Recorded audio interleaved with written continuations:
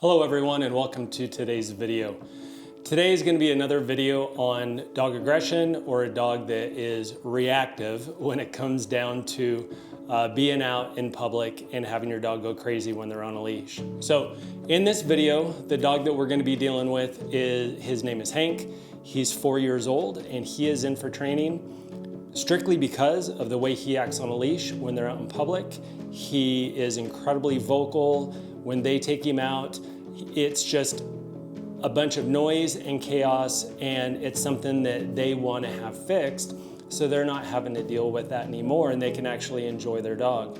Another reason why is because this dog is a dog that is super dominant in the house as well, showing aggression, possession aggression when it comes down to his food or to toys or anything like that, to the point where it even disrupts family gatherings. So as you watch this video, not only do I want you paying attention to the dog, but I want you to pay attention to me and my handling. One, how calm I am. Two, the fact that I don't physically praise the dog at all. There is one part in there where the dog does really well and I verbally say good boy, and I'll point that out in the video, but he ends up going all over the place. And you'll also see how I handle that as well. So hopefully this video helps you out with anything that you may be struggling in. So let's get to it. All right, so here we are, and we're just gonna start in a normal walk. This is what he's been being trained in. The rules of the walk is he's not allowed to leave my left side. So he's not allowed behind me, he's not allowed to my right, and he's not allowed to stop and sniff or go to anybody or see any other dogs. He has to follow me as we go walk. So here shortly, you're gonna see him. He's looking really good, but now all of a sudden he sees the other dog. Now, just like in the last video I did, when it comes down to proofing for the down command, this is essentially kind of like proofing a walk. So prior to the dog coming out, all of his attention was on me. But now, because of that dog and his genetics and the 4 years of conditioning and his nerve structure, he is all sorts of worried about the other dog. He wants to get to it and do whatever. The thing is when two dogs get together, you just never know what you're gonna get. Now, also you're gonna see that this dog is really, really vocal. It's one of the reasons why he was brought in, because you have the whining, you have the barking, and you're gonna see that through this whole thing. But I'm kind of letting him just process, take it in, but this is also a controlled, safe environment for both dogs and the two of us handling the dogs. So when we are trying to get a dog through a problem, so right there you saw that the dog went, you know what, I'm gonna go get that dog. It didn't work for him. So, but back to what I was saying, when you end up having a situation where you want to get better for being out in public, sometimes you have to take the public to you. Maybe it's a friend that has another dog, something that you can do that is safe for everybody, but yet, again, it's that conditioning process of letting the dog know that no matter what, it has to stay in the rules, and whatever those rules may be, but we need to make sure that they're black and white. So right here, he tries to go behind me, I give him another correction.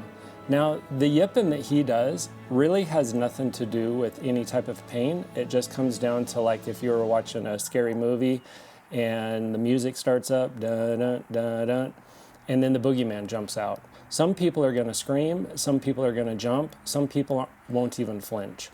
All dogs are different in that aspect as well. We call it, he wears his heart on his sleeve. So, but as we continue to walk past the other dog, over and over, you'll notice that Hank's head is actually more focused on me now than it was in the beginning. Now here's the part I told you about where we came around, he was so good, and I looked down at him and I went, good boy. And that released enough pressure where he was like, oh, now it's playtime. So I told him easy, I continued walking, and then he got right back into it.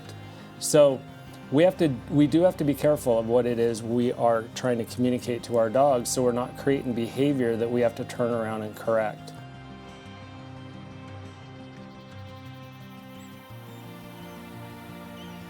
So here I start changing up my pattern a little bit, which causes him to have to focus on me a little bit more. And if you'll notice, I am closer to the dog.